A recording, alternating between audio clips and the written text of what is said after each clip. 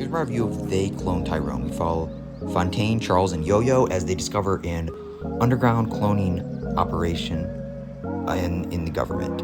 And I didn't really get into this movie that much. It's clearly got something important to say, but I just thought it was kind of boring, and I found it really confusing.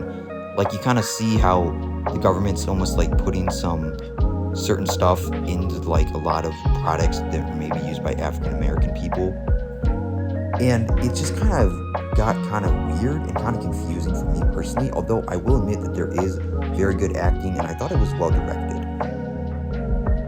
I will say, I think that Jamie Foxx was really good in this movie, and John Boyega was really good too. But yeah, like, you kind of see how it's like the substance and is put into like a lot of stuff, and they kind of like make a lot of jokes about almost some of the stereotypes, which is kind of funny, but it's also kind of weird at the same time. Like, they joke about how it might be like in fried chicken, and like, so they do kind of jokes like that, but so it's funny, but it's also like kind of like offensive at the same time. But it was kind of weird. It was kind of funny though. And then you found out that it's actually just Fontaine from the future who did it.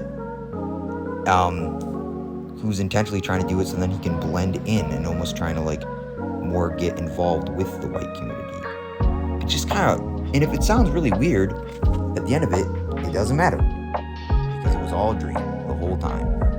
And I think they definitely do some foreshadowing, because I think they make a joke about the Wizard of Oz, and obviously that movie, at the end of that, the Wizard of Oz, it was all just a dream of Dorothy.